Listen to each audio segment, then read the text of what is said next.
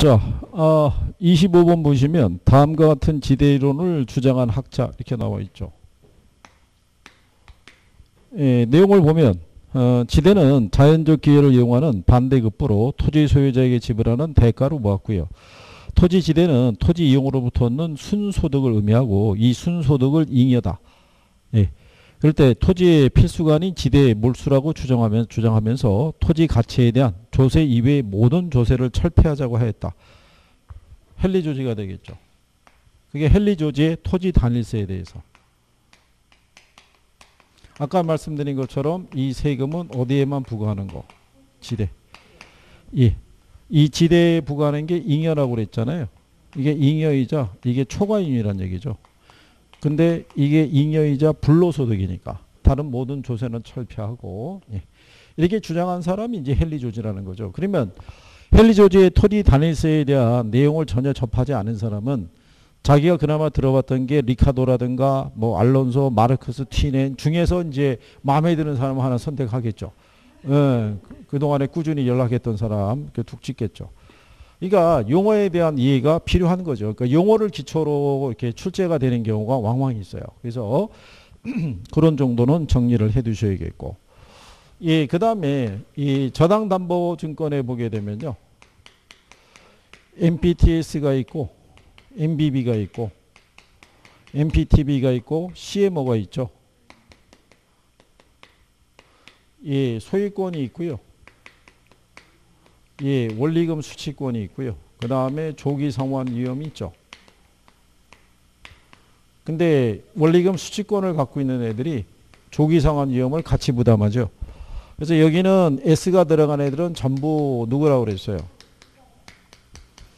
여기가 B로 되어 있는 애들은 우리가 전부 다 발행기간이라고 그랬어요. 근데 얘네가 혼합형이라고 그랬죠. 근데 여기를 보시면 아시겠지만 소유권을 투자자가 갖고 있는 건 이거 하나밖에 없어요. 다 얘네가 갖게 되는 거예요.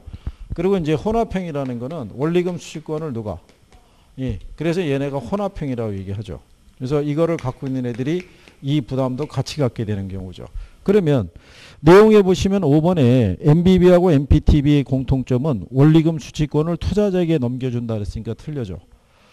투자자에게 넘겨준 건 MPTB는 넘겨주죠. 근데 MBB는 모든 거를 발행자가 갖게 되는 경우니까. 그 다음에 4번에 보게 되면 CMO가 MPTS하고 같은 점은 증권 단계가 다수라는 점이다 그래서 틀렸다는 얘기죠. 여기에서 CMO만 다계층이죠. 여러 개의 계층으로 운영이 되는 건 CMO 하나밖에 없는 경우죠. 예, 그 다음에 MBB, MPTS, CMO의 공통점은 알 수 있는 만기 구조를 운영한다고 그랬죠. 예, 우리가 콜방어를 적용했을 때 전부 콜방어가 들어가는 애는 얘 하나밖에 없어요. 그러니까 만기를 정확하게 하는 거는 MBB 하나밖에 없는 경우죠. 그 다음에 MPTS, MBB의 공통점은 저당 채권의 소유권을 발행기관이 가지고 있다니까 틀린 거죠. 발행기관이 갖고 있는 건 MBB, MPTS는 투자자가 갖게 되죠. 그래서 답은 1번이죠. MPTS, MPTB, CMO의 공통점은 만기 전 변제의 위험에 대한 책임을 전부 누가? 투자자가. 그래서 26번의 답은 1번 이렇게 되겠죠. 근데 이제 제가 여기다 문제를 드린 거는 그 박스 안에 영문만 들어가 있잖아요. 예. 근데 아마 실전에 가게 되면은 이걸 한글로 표현을 다 줄 거예요. 주고 이 영문이 같이 들어가 있을 거라고요. 근데 이렇게 하게 되면 그 학생분들이 위에서 보고 찾아야 된다라는 거. 정리가 안 돼 있는 사람은. 정리가 확실하게 돼 있는 사람은 지문만 갖고도 맞고 틀리고를 판단할 수 있는데 그런 차이점이죠. 그죠? 네. 그래도 이 정도까지는 알고 있지 않나요? 증권에 대해서. 어려운 거예요? 얘를 쓸 수만 있으면 제목만. 제목을 쓰고 난 다음에 S 들어간 애들은 다 틀어놓고 여기 B로 들어간 애들은 한글로 이게 비읍이 나오잖아요. 그러니까 여긴 전부 다 뭐로? 발로 가는 거예요. 그죠? 예, 그 다음에 MPTB하고 CMO가 혼합형이거든요. 요거. 그러니까 여기 발을 놓으면 여기다 발 놓고, 그죠? 여기만 틀어놓고 난 다음에 요 원리금 수취권을 갖고 있는 애가 조기 상환 위험도 같이 부담하는 거예요. 그래서 예전에 그 시험에 얘만 답으로 2번 나왔을 때 뭘 줬냐면 MBB는 저당 채권 집합물에 대한 소유권이 있죠. 소유권을 투자자가 갖는다 그러면 틀리겠죠. 네, 그 다음에 두 번째는 어떻게 되냐면 그 소유권을 투자자가 갖지 않는다 이렇게. 예, 그래가지고 사람들로 하여금 또 착각을 유도하게끔 지문으로 쓰기도 하고 그랬던 거예요. 그죠? 예, 그래서 아예 버리는 것보다 예, 최소한 요 정도라고도 정리를 하고 들어가시는 게 간단하게 나올 때는 답을 맞출 수 있다고요. 이 중에 다계층하면 얘밖에 없죠. 얘가 답으로 나온 적도 있어요. 얘는 여러 개의 계층으로 구성이 됐다고. 그럼 틀릴 거 아니에요. 그죠? 예, 그러니까 그런 내용을 가지고 그리고 이제 영문이 다 들어오기 때문에요. 앞글자 따고 들어가면은 어떤 의미인지 다 나오게 돼 있어요. 그죠? 그 다음에 27번에 보면요. 5년 후 1억 원의 현재 가치 물어봤죠. 할인율을 몇 프로 줬냐면요. 5% 줬어요. 그죠? 여기에 5승을 해서 이 계산을 하시게 되면 이게 1.276 이렇게 나오게 돼 있어요. 이거 할인하게 되면 근사치를 우리가 계산해야 되는데 이거 계산하면은 약 한 7,835만 원 나오니까 가장 근사치 하면은 7,800 있죠. 예, 그래서 답이 4번. 이거 여러분들에게 이 7%로 준 적이 있어요. 예, 기출에서. 그래서 7%에 대해서 1.07을 곱하기 5를 해가지고 구해내야 돼요. 이거를.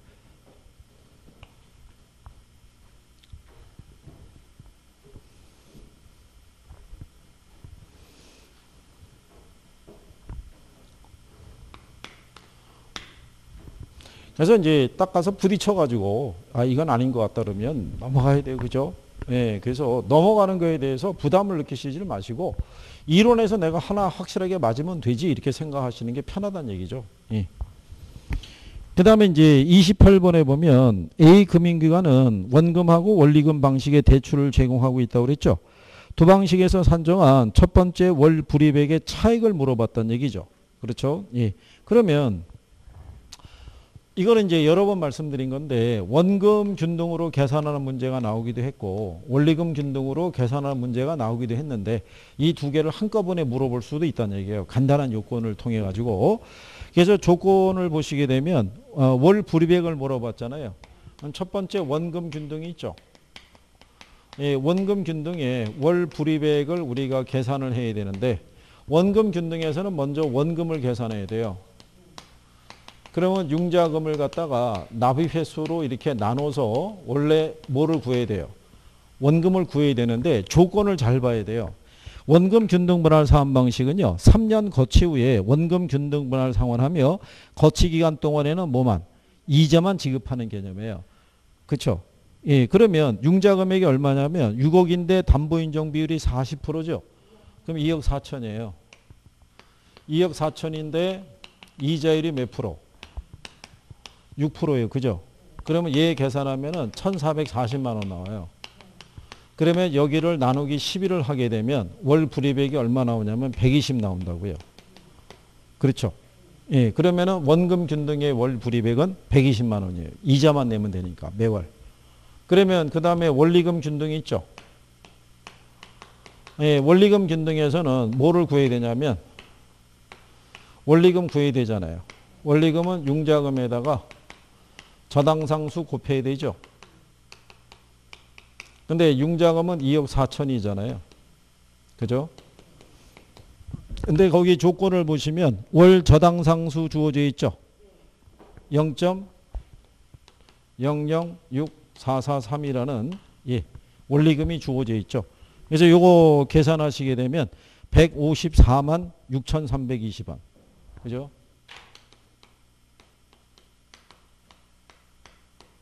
이게 나오죠. 그러면 120만 원하고 154만 6,320원이 있죠. 여기서 빼면 되죠. 얼마 나오겠어요?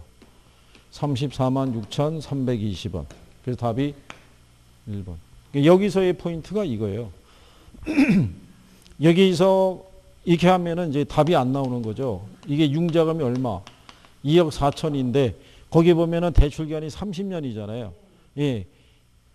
아무것도 확인 안 한 사람은 30으로 나눌 거고, 그죠? 그나마 매월이라는 걸 봤으면 360으로 또 나눴어야 됐을 것이고, 그러면 또 이렇게 해서 원금을 구한 다음에 또 이자 계산했겠죠, 그죠? 그 두 개 합하면 금액이 아무리 봐도 안 나오는 거, 이상해지는 거죠, 그죠?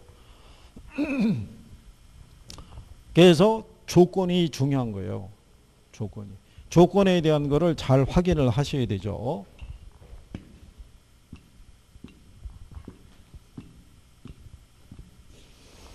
예, 그 다음에 이제 29번에 가시게 되면 레일리의 소매인력 법칙이 있죠. 예. 자, 레일리의 소매인력 법칙에서 점포에 대한 유인력이 있죠. 이거는 거리의 제곱이고 인구의 크기잖아요. 그럼 A를 보게 되면 A는 인구가 몇 만이냐면 4만이죠. 근데 거리가 몇 킬로냐면 20km. 20의 제곱이면 400이죠.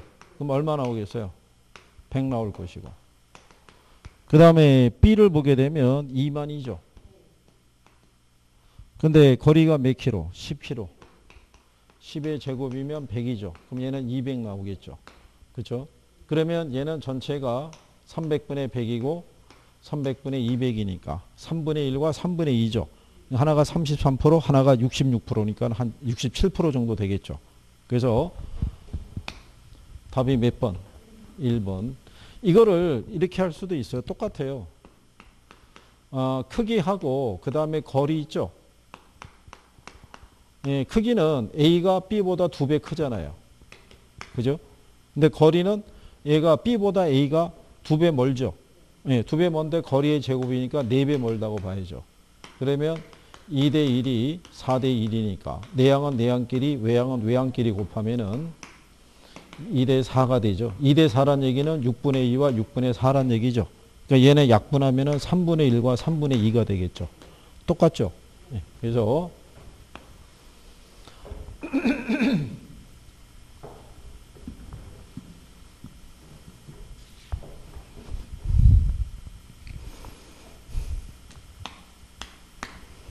그 다음에 이제 30번에 보게 되면요. 기반 산업이 전체 산업의 20%, 비기반 산업이 80%고요. 이 경우 기반 산업의 고용자 수가 1000명이 증가했다면 비기반 산업 부분의 고용자 수는 얼마나 증가했냐를 물어봤어요. 그죠?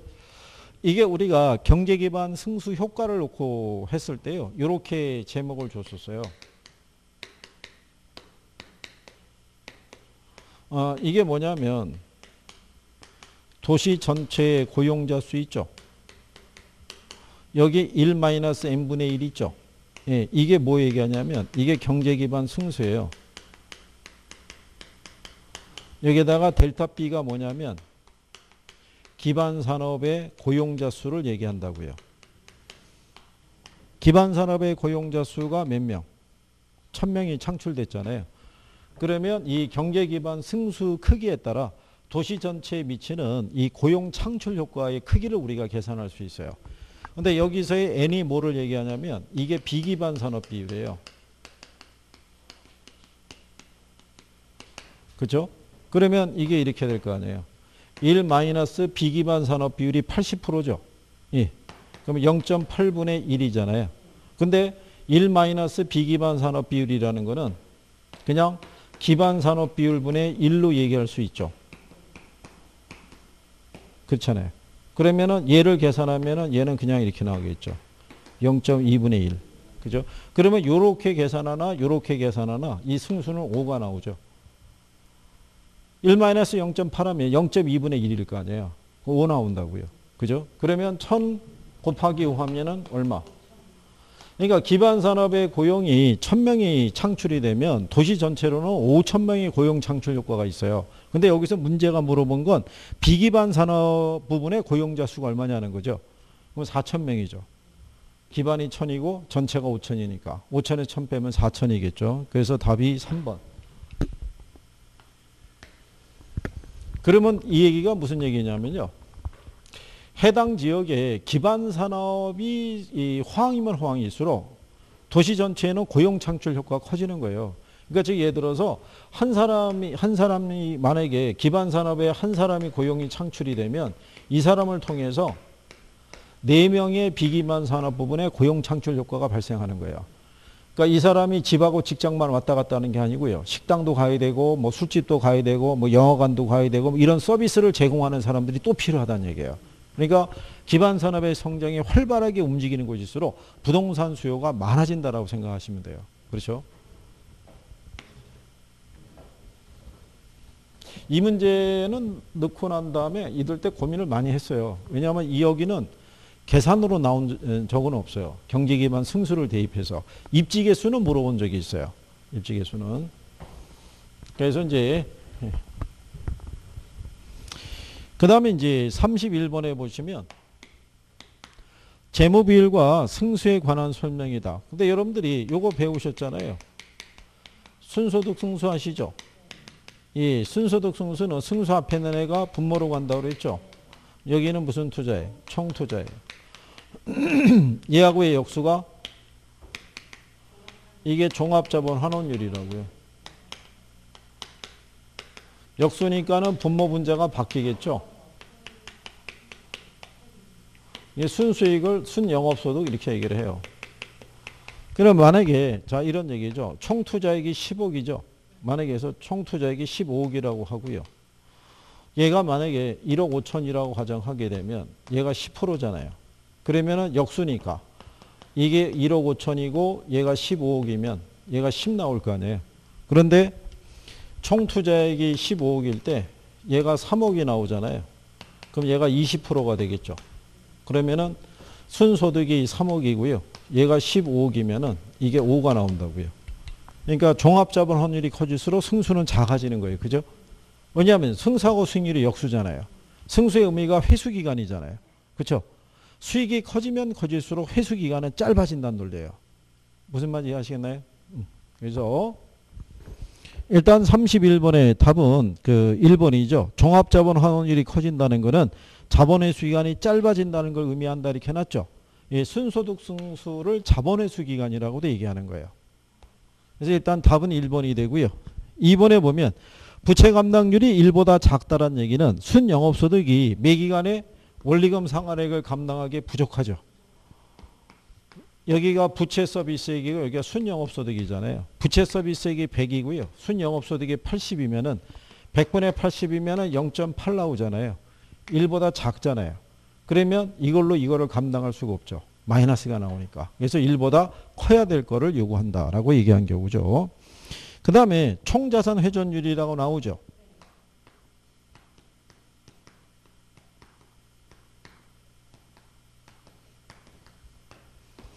총자산 회전율의 역수가 총소득 승수예요. 이게 총이 나오죠. 예, 그러면 다 총이에요. 여기가. 그죠? 총투자액분의 총소득이라고요. 이렇게. 그러니까 다 총으로. 그죠? 그 다음에 대부 비율이 낮을수록이 아니라 대부 비율이 높을수록 투자의 레버리지 효과가 커지는 거고요. 그 다음에 채무 불이익률은요. 세전 현금 수지가 아니죠. 뭐예요? 유효 총소득이죠.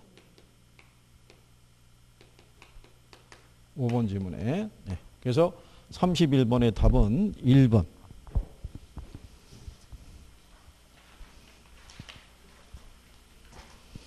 그 다음에 32번에 가게 되면요. 토지 정책에 대한 설명이다. 틀린 거를 물어봤어요. 그죠?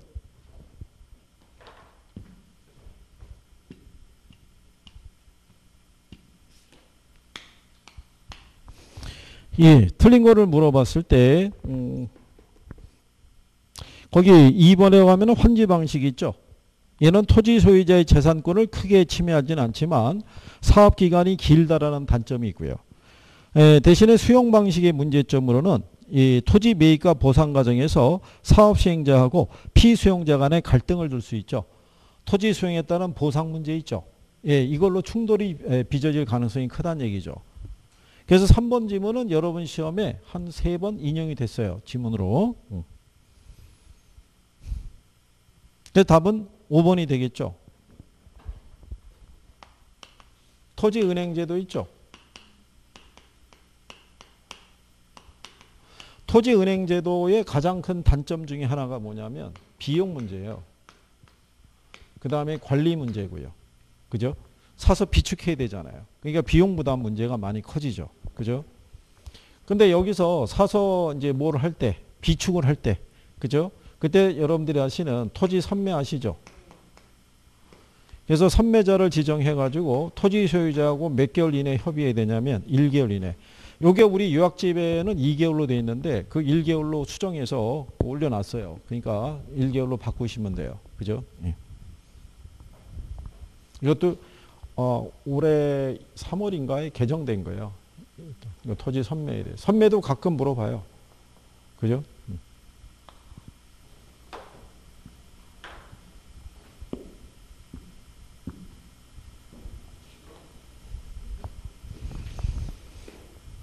그 다음에 이제 33번에 보시면 포트폴리오의 위험 분산 효과에 관한 설명으로 틀린 거를 물어봤어요. 그죠? 예. 거기 보시면 1번에 포트폴리오에 편입되는 투자안의 수를 늘리면 늘릴수록 비체계적 위험이 감소되는 것을 우리가 포트폴리오 효과라고 그러죠. 우리가 왜 그림상에도 보면요. 여기가 포트폴리오의 총 위험이 되고요. 여기가 구성 자산수가 됐을 때. 자, 이렇게 수평으로 가는 애가 체계적 위험이죠. 그러니까 얘는 구성 자산수를 늘려가더라도 절대로 줄어들지 않는 게 체계적 위험이고 비체계적 위험은 이렇게 줄어들죠. 얘는 구성 자산수를 늘려가면 늘려갈수록 위험이 어떻게 돼요? 점점 줄어드는 효과를 가져오는 거죠. 그래서 이제 그 다음에 3번에 보면 자산들의 수익률 간의 상관계수가 1일 경우를 제외하면 정도의 차이는 있지만 포트폴리오 효과는 항상 일어난다고 그랬으니까 맞는 표현이죠. 1만 아니면 포트폴리오 효과가 있다고 그랬어요. 그 다음에 그 효율적 전선이란 평균 분산 기준에 의해 동일한 위험에서 최고의 기대 수익률을 나타내는 포트폴리오를 선택해서 연결한 선이죠. 그래서 우리가 이렇게 얘기하죠. 그래서 여기가 수익률 표준 편차일 때 동일한 위험에서는 가장 수익이 큰 애 있죠. 얘를 선택해서 연결한 선을 우리가 효율적 전선이다. 답은 2번이겠죠. 포트폴리오 구성 자산들의 수익률 분포가 완전한 음의 상관관계에 있을 때 있죠. 자산 구성 비율을 조정하면 체계적 위험을 0까지 줄일 수 있다니까 틀린 거죠. 무슨 위험을? 비체계적 위험을. 그래요. 33번에서는 그래도 확실하게 맞춰주셨을 거라고 생각을 해요. 그죠? 여러분이 맞추시면은 표정이 조금 환해져요. 그죠? 드디어 맞췄구나. 계속 이제 뭐 하고 있다가, 긋고 있다가 하나 맞히면 이제 좋은 거죠. 이렇게 해서. 이게 24개를 동그라미 칠 수 있어야 돼요. 24개를. 사선으로 계속 그려진다는 게 결코 유쾌한 건 아니죠. 그렇지 않겠어요? 자. 34번에 보면 수익성 부동산의 장래 현금 흐름에 관한 설명으로 틀린 거를 물어봤어요. 그죠? 34번의 유형 같은 경우는 맞춰주셔야 돼요.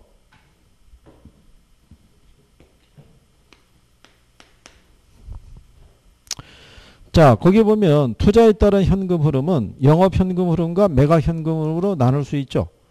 2번에 가면 세전에다가 부채 서비스액을 더하면 순영업소득이 된다는 것 있죠. 순영업소득에서 부채 서비스액을 빼면 세전이 나오잖아요.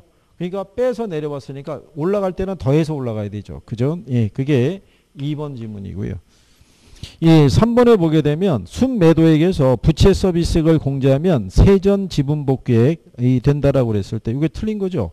3번이죠. 우리가 이렇게 했잖아요. 매도 가격에서 매도 경비를 빼면 순매도액이 나오죠. 여기서 미상환 저당장금을 빼면 그죠? 예, 그러면 세전 지분 부채 서비스액이 아니죠. 그러니까 여기하고 착각하시면 안 된다니까요. 가이순 전후하고 여기 가경 이거 순미 전본후 이거하고 헷갈리면 안 된다고요. 여기 순미잖아요, 이거. 그죠? 이거. 이게 둘이 섞여서 들어왔을 때 순간적인 착시가 나온다고요. 그렇지 않겠어요? 특히 이게 이제 앞글자만 따갖고 죽으라고 한 사람들은 앞글자는 맞거든요. 그냥 간다고요. 그러면 틀린다고요. 그죠? 네. 꼭 한번 확인을 하셔야 되고 이런 거 나중에 틀리면 되게 억울하다고요. 계산도 아닌데. 그렇지 않겠어요? 그 다음에 이제 통상 35번부터가 간평이에요. 그죠? 예, 여기서부터 이제 어떻게 정리가 잘 되느냐. 그죠? 자, 근데 이제 35번에 가면 이 감정평가 규칙 및 가격 공시에 관한 법령상의 가치 이론에 관한 설명으로 틀린 거를 물어봤어요. 그죠? 예. 이거는 맞춰주실 수 있을 거라고 생각해요. 가치 이론에 대해서는 저희가 누리 말씀드렸지만 이게 시장 가치 기준 원칙이 있고요. 그죠? 그 다음에 현황 기준 원칙이 있고요. 그 다음에 개별 물건 기준 원칙이 있다고 그랬어요. 그러니까 현황 기준 원칙에서는 무슨 시점? 예, 기준 시점 및 공법상 제한을 받는 상태 있죠. 예, 그냥 이 상태 그대로 평가를 해야 되는데 예외적으로 단서를 줄 때가 있다고요. 법령에 다른 규정이 있으면 조건부 평가할 수 있다고요. 그게 표준지 평가할 때. 가격 공시에 관한 법령이 있죠. 법령에 보면 표준지 평가는 나지상정 평가예요. 그러니까 지상에 건물이 있어도 없는 거로 보고 지상권 등 토지의 사용 수익을 제한하는 권리가 설정이 돼 있어도 없는 거로 보고 평가하라는 거예요. 그죠? 그래서 4번에 보게 되면 표준지의 건물 그 밖에 정착물이 있거나 지상권 또는 그 밖에 사용 수익을 제한하는 권리가 설정돼 있을 때는 그 정착물 또는 권리가 존재하는 거로 보고 평가하도록 돼 있죠. 그래서 그걸 틀린 거죠. 없는 거로 보고 평가해야 되죠. 그죠? 그래서 1번에 감정평가는 기준 시점에서의 대상 물건의 이용 상황 및 공법상 제한을 받는 상태를 기준으로 하는 것 있죠. 그게 현황평가, 현황 기준 원칙. 예. 그거 얘기하는 경우죠. 그리고 감정평가는 대상 물건마다 개별로 행해야 된다는 게 개별 물건 기준 원칙. 그런데 예외적으로 일괄 평가할 수도 있고 구분 평가할 수도 있고 부분 평가할 수도 있다. 그렇죠? 그래서 3번이 구분평가에 대한 부분이 되겠죠. 그죠? 그래서 5번이 시장가치 기준 원칙을 설명하고 있고요. 이거 시험에 가끔씩 나와요. 예. 요즘은 가치와 가격을 이런 거 안 물어보고 여기를 기초로 해서 내요. 예, 그 다음에 이제 36번에 가면 비교 방식에 관한 설명이다. 틀린 거를 물어봤어요. 그죠? 이게 거래 사례 비교법이 있죠? 예, 비교 방식에 갔을 때 거래 사례 비교법에서 사례를 채택하는 기준이 있죠. 그게 몇 가지 있냐면 사례 선택 기준이 몇 가지 있다. 모르면 몇 가지? 4가지 있어요. 4가지. 여러분들이 왜 사시지계면 했었죠? 이게 위치의 유사성. 위치의 유사성이 지역 요인의 비교 가능성, 물적 유사성이 개별 요인의 비교 가능성, 그 다음에 시점 수정의 가능성, 그 다음에 사정 보정의 가능성이 있어야 돼요. 최소한 이 4가지의 조건이 있죠. 이거를 충족시킨 사례를 구해야 돼요. 그래서 4가지 조건이 다 충족이 돼야 돼요. 근데 그 중에 여러분 시험에 나왔던 거는 이거예요. 시점 수정이라는 건 거래 시점의 가격을 기준 시점의 가격으로 바꿔주는 거예요. 그러기 위해서는 얘를 알아야 돼요. 네, 거래 시점을 모르는 애는 사례로 채택할 수가 없어요. 이게 3개월 전에 거래됐는지 6개월 전에 거래됐는지를 알아야 그때 시세로부터 바꿔줄 텐데 언제 거래했는지를 모르게 되면 이걸 수정할 수가 없죠.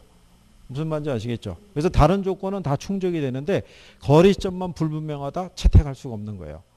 무슨 말인지 아시겠죠? 이 중에 위치의 유사성에서 얘기하는 거는 인근적에서 사례 수집하는 게 제일 좋은 거예요. 지역요인 비교 안 해도 되니까. 근데 유사적에서 구할 때는 지역요인의 비교는 해줘야 되는 거죠. 그렇죠? 예.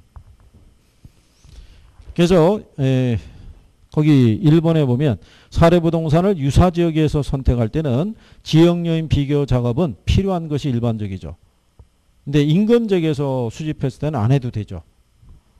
그리고 감정 이렇게 또 하나 보시면요. 토지 평가할 때 무슨 방법으로 평가해요? 토지 평가할 때. 토지는 공시가 기준법으로 평가해요. 예. 이게 원칙인데 만약에 적정한 실거래가를 찾을 수 있으면 거래사례비법을 적용할 수도 있다는 거예요. 그러니까 이거는 예외적으로. 예, 예외적으로 적정한 뭐가? 예, 실거래가를 구할 수 있으면 그러면 이때는 거래사례비교법을 쓸 수도 있다. 이런 얘기예요. 무슨 말인지 아시겠나요? 그래서 여러분 시험에 처음에는 얘가 나왔던 거예요. 계산 문제로. 얘가 나왔다가 감정평가 규칙이 개정이 돼서 실거래가가 있으면 얘를 쓸 수 있다고 그랬죠. 그래서 얘가 나온 거예요. 그래서 28회 때 얘가, 29회 때 얘가, 그리고 다시 30회 때 공시가 기준법으로 다시 출제한 거예요. 무슨 말인지 이해하시겠죠? 그래서 예, 거기 3번 지문에 감정평가업자는 적정한 실거래가를 기준으로 토지를 감정평가할 때는 거래사례교법을 적용할 수 있다. 그죠? 예. 그러니까 공시가 기준법만 딸랑 갖고 계시면 안 되고 문장을 또 보셔야 되는 거예요. 그렇겠죠? 예. 임대료를 평가할 때는 우리 성이 같다고 그랬죠? 임대사례비교법.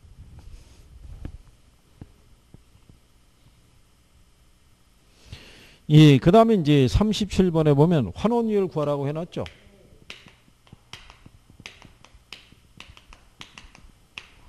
예, 환원이율에 대한 부분은요. 총투자액이 있죠. 분의 순영업소득이 있죠. 예, 그러니까 결국 얘도 가유순 하면 돼요. 그러면 여기 총투자액이 얼마예요? 거기 주어져 있죠. 총투자액이 얼마?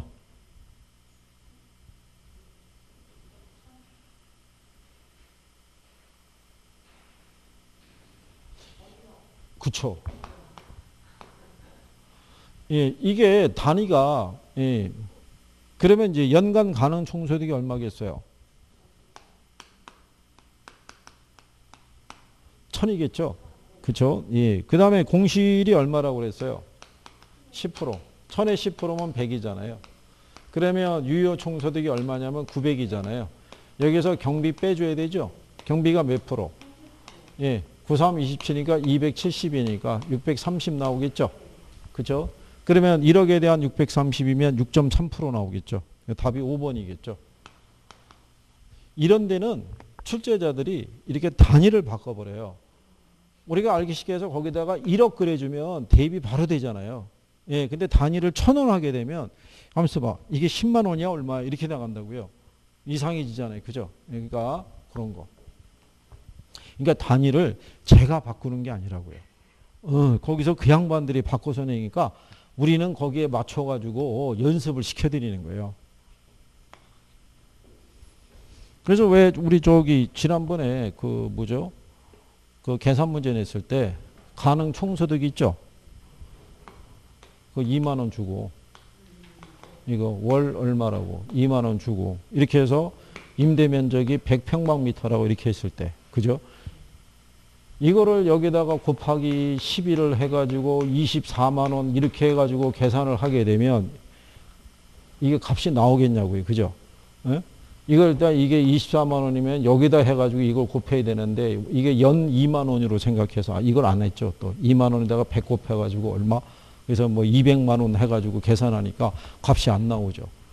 가능 총소득이 200인데 지문을 보면은 그죠? 예, 이게 새우가 뭐 600만 원 뭐 이렇게 나갔다고요. 그러니까 뭔가가 계산이 잘못됐다는 걸 느끼면 빨리 일단 그 문제에서 탈출을 해야 돼요. 그걸 집착을 하지 마시고 그걸 뭐가 잘못됐지? 그거는 잘못된 거라고요. 그죠? 그거를 깨닫는 순간에 이미 문제 하나를 풀 시간이 지나간 거예요. 거기다가 우리는 더블로 시간을 쓸 수는 없어요. 그죠? 예?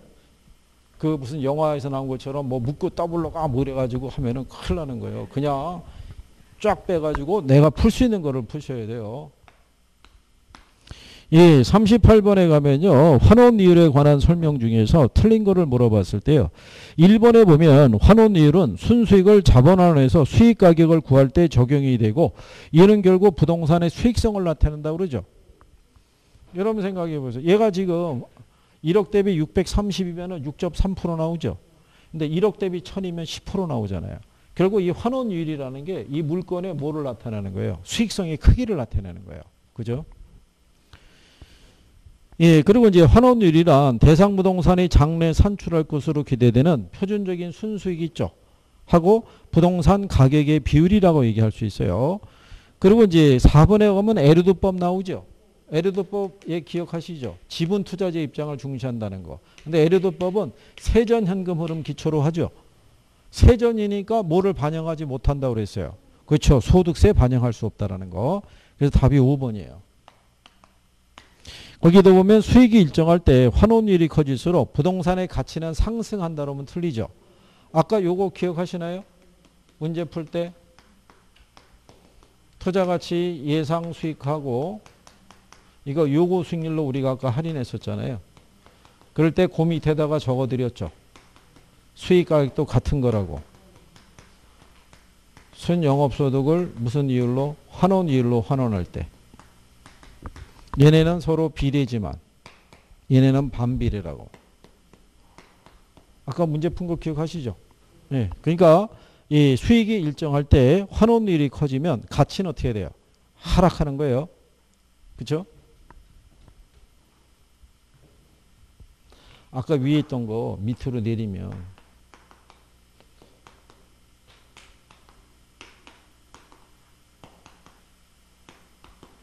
자, 얘네 지금 수익이 일정하잖아요. 그렇죠? 근데 환원율이 10%일 때는 1억 나오는데 얘가 20%면 5천 나오잖아요. 그죠? 그러니까 수익이 일정할 때 환원율이 커지면 가치는 작아지는 거예요. 그죠?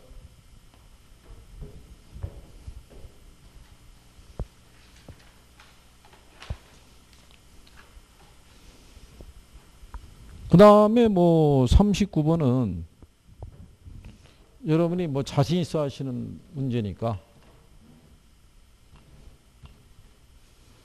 예, 거기서 거래사례교법을 적용하는 것 있죠. 토지는 안 들어가죠. 예, 토지는 공시가 기준법을 써야 되고요. 적정한 실거래가가 있다라는 표현이 나올 때만 쓸 수 있는 거예요. 거래사례교법은. 니은의 건물은 원가법 쓰죠. 예, 디귿의 토지하고 건물의 일괄평가 있죠. 예, 걔는 거래사례비법 쓰죠. 그 다음에 임대료, 임대사례비법으로 써야 되죠. 미음의 광업재단은 수익환원법. 그 다음에 과수원은 거래사, 과거 이렇게 얘기했었죠. 자동차도 거래사례비법. 그래서 디귿과 비읍과 시옷인 5번이 답이 되겠죠. 이거는 이제 정리가 되겠죠. 원가법, 뭐 거래사례비법 뭐 이런 걸 다 해봤으니까. 그렇죠? 예. 얘보다는 훨씬 낫잖아요. 어? 그러니까 그래서 끝까지 오는 게 중요하다는 거예요. 끝까지 오면 이런 문제가 있다고요. 간평에서도. 예? 그러니까 앞에서 괜히 그러고요. 그 나중에 제대로 문제도 못 보고 그냥 시간이 부족하니까 찍고 넘어가면 보기만 해도 맞출 수 있는 건데 틀리는 경우가 있다고요. 그래서 일단은 마지막 번호까지 가는 게 중요한 거예요. 그죠?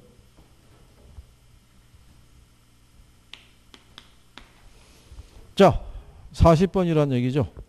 가격공시제도에 대한 설명이다. 올바른 거를 물어봤어요. 그죠? 1번에 보면 감정평가업자에 의뢰한 표준제 적정가격 있죠. 감정평가업자가 제출한 조사평가액에 가중평균치를 기초로 한다고 돼 있죠. 틀린 거예요. 이건 산술평균치예요. 그죠? 그래서 우리나라에서는 A라는 평가사하고 B라는 평가사가 평가한 금액에 산술평균치를 가정해요. 근데 둘 사이의 오차 범위가 30% 이상 차이가 나면은 C하고 D에다가 다시 의뢰하도록 돼 있어요. 그러니까 오차 범위를 30%까지 인정해 주는 거예요. 그만큼 주관성의 개입이 크다라고 할 수 있죠. 예, 그다음에 이제 그 공동주택 가격의 공시사항이 있죠. 예, 거기에 지세는 안 들어가요. 지세는 이 표준지 공시가 산정할 때. 그다음에 3번에 보면요. 이 표준지의 평가는 공부상의 지목에도 불구하고 현장 조사 당시 이용 상황이라고 그랬죠. 예, 현장 조사가 아니고요. 공시 기준이에요. 그러니까 1월 1일 현재 이용 상황을 기준으로 평가라는 얘기예요. 그 다음에 5번 있죠. 예, 5번도 틀렸죠. 우리가 개가 들어가면 다 시장, 군수, 구청장이라고 그랬어요. 국장이 개별 주택의 가격은 틀리죠. 그렇죠? 답이 4번이죠. 개별 가격이 국가 지자체 등의 기관이 과세 등의 업무에 관련해서 주택 가격 산정할 때 그 기준으로 산정하는 게 개별 주택 가격이죠. 답이 4번. 그러니까 이런 거는 맞춰줘야 돼요. 어? 이거 그냥 법령에 기초해서 나오는 거잖아요. 이렇게 해서. 그래서 간평에서 6개에서 7개가 나온다 그러면 우리가 최소한 반타작은 할 수 있어요. 반타작은. 그러니까 간평을 그냥 버리는 거는 안 좋은 거라고요. 나중에 여러분들이 간평을 들어오기 전에 22개 맞고 간평으로 들어온 거예요. 35m. 그러면 이 안에서 이렇게 한 마리 보면 2개는 맞출 수 있단 말이에요. 그러면 내가 24개를 넘어갈 수 있는데 간평 자체를 버리고 나면은 더 이상 점수를 딸 게 없잖아요. 찍어서 맞는 것밖에는 방법이 없는데. 그렇다고 민법에서 내가 한 문제를 더 또는 두 문제를 더 확실하게 맞출 수 있다는 보장이 없잖아요. 그러니까 할 수 있는 건 잘 해주셔야 돼요. 그죠? 자, 그래도 24개 넘은 것 같다. 아무리 양보해도. 반타작을 한 것 같다. 이거 나머지 다음 주에 물론 이제 종강을 이제 하면서도 말씀을 드리겠지만 남은 시간 안에 모의고사 4회분을 보셨잖아요. 가만히 한번 4개를 펼쳐놓고 비교를 해보세요. 내가 틀린 데는 계속 틀리고 있을 거라고요. 근데 희한하죠? 내가 틀렸는데 그 문제들이 왜 계속 반복돼서 나올까? 그러니까 자주 인용이 돼서 나오는 거예요, 거기가. 그러니까 거기를 바꿔야 내가 플러스 1이 될 수 있다고요. 그러니까 내가 지금 현재 있는 위치가 몇 개를 맡고 있다는 거를 가늠하셔서 24개까지 넘어가기 위해서는 플러스 몇 개를 해야 될까? 그러면 단원 중에서 플러스 몇 개를 할 수 있는 데가 어딜까? 근데 내가 틀린 데가 어딜까? 그 중에서 내가 가능성 있는 데가 뭘까? 거기를 집중적인 공략을 하세요. 그죠? 한번 그 4회차를 다 놓고 비교하시면은 틀림없이 느끼는 게 있으실 거라고요. 4개를. 그죠? 아, 여기는 내가 아직도 안 되고 있네. 여기를 내가 조금 더 봐야겠네. 이렇게.